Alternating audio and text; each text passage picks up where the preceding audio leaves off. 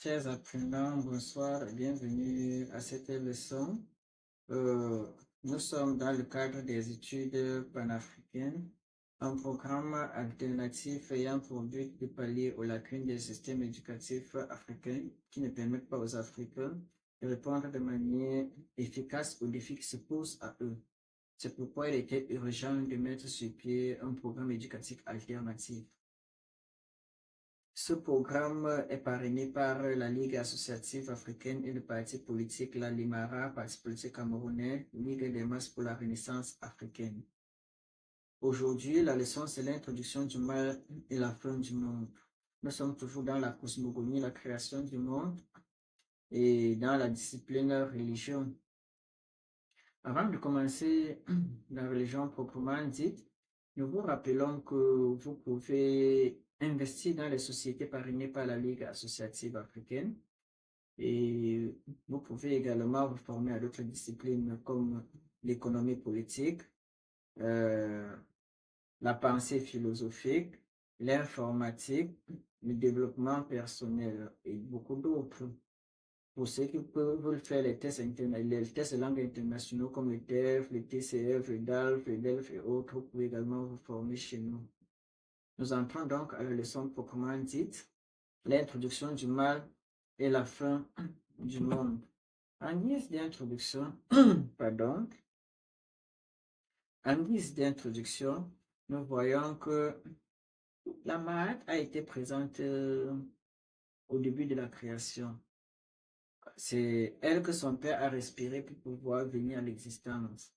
Mais l'existence de la marade, de l'ordre, de la justice ne signifiait pas son contraire. Ne montrait pas qu'il y avait le désordre dans le monde. Dans la création, il n'y avait pas de désordre.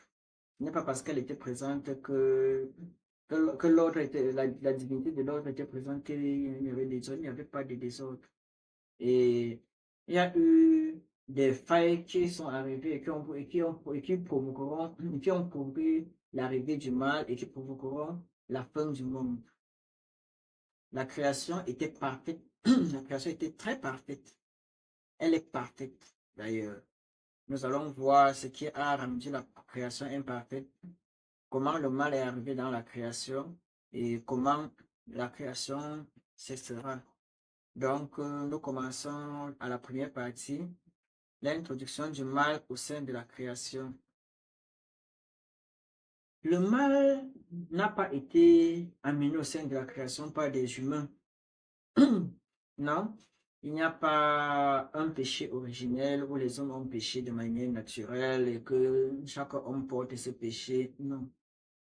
Le péché, le mal arrive dans la création d'abord à cause des divinités. Dans les textes des pyramides, on peut lire: tu es né avant que le bruit ne fût venu à l'existence. Tu es né avant que le combat ne fût venu à l'existence. Avant que l'œil d'Horus ne fût soumis. Donc, ce qui entraîne le mal dans la création, c'est le conflit entre Horus et Seth.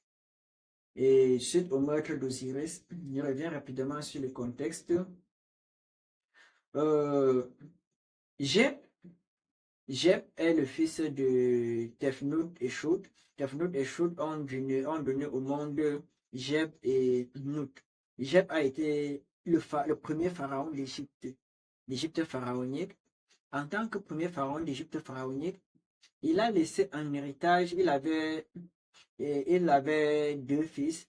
Il avait Seth et Osiris. Et il avait deux filles, Isis et Nephthys.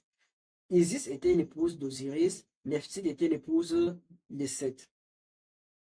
En tant qu'héritage, il a donné le trône d'Égypte à Osiris et les terres fertiles de la vallée du Nil à Osiris. Et comme héritage, il a donné à Seth les déserts. Et Seth a estimé que le partage a été mal fait, qu'il a été lésé dans l'héritage. Et Seth a assassiné son frère Osiris et il a découpé en plusieurs morceaux et a lancé ces morceaux à travers l'Égypte. Et sa femme Isis a recollé les morceaux pour le ramener à vie, faisant de lui le Dieu de Dieu, le ressuscité, parce qu'il a été, il a été vivant et il est ressuscité. Alors, quand Osiris, quand le fils d'Osiris, Horus, parvient à grandir, il réclame le trône d'Égypte à son oncle Seth et un conflit éclate entre les deux, entre l'oncle et le neveu. Et c'est ce conflit, ce premier conflit, qui entraîne le mal dans le monde. C'est pour ça que dans le texte que je venais de lire, on a dit avant que l'œil d'Horus ne soit soumis.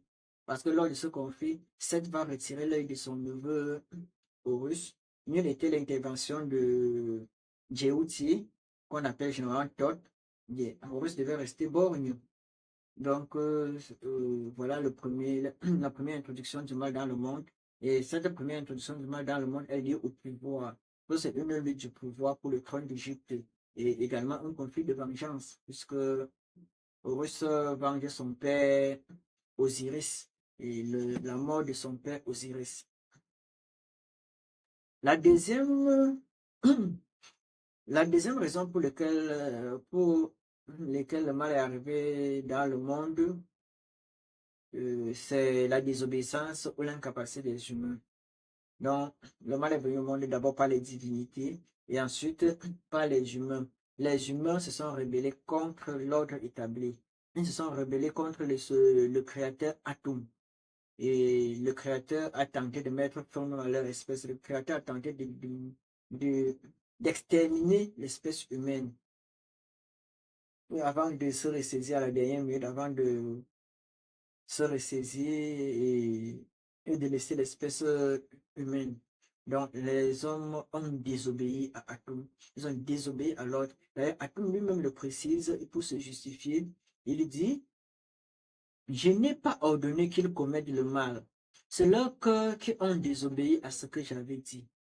Donc, les hommes ont désobéi à Atum. Ils ont désobéi à leur créateur. Et à cause de leur cœur. Et face à cela, Atum est resté laxiste. Atum n'a pas punir les fauteurs de troubles. Que ce soit Seth qui a tué son frère, Atum n'a rien dit. Atum est resté neutre, il n'a rien dit, il n'a pas puni, il n'a puni personne.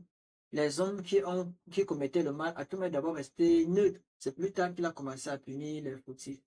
Donc voilà les raisons pour lesquelles le mal est arrivé dans le monde. Le cœur des hommes et le conflit entre Horus et son oncle Seth. Une autre raison, c'est Apophis. Apophis est une menace sérieuse à la création.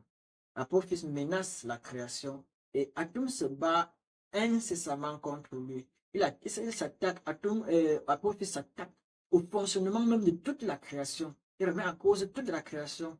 C'est pourquoi Atum a laissé le soin à ses fils créateurs et à sa fille créatrice de continuer la création et se concentrer sur le combat contre Apophis. Donc, Atum combat sérieusement ce Apophis. Apophis n'est pas, il est compliqué parce que il n'est pas préexistant, il n'était pas là avant la création. Il n'a non plus été créé. Donc, il est un peu compliqué. Il n'a été ni créé, ni préexistant. Et en fait, Apophis symbolise l'image de la fragilité de la création qui peut à tout moment arriver à sa fin. Pour montrer que la création n'est pas éternelle, la création peut arriver à sa fin. Et Apophis est invincible. On ne peut pas le vaincre, mais il ne peut pas vaincre. Dans ce combat qu'il lutte contre Atum, il ne pourra jamais vaincre. Et il ne sera pas également vaincu.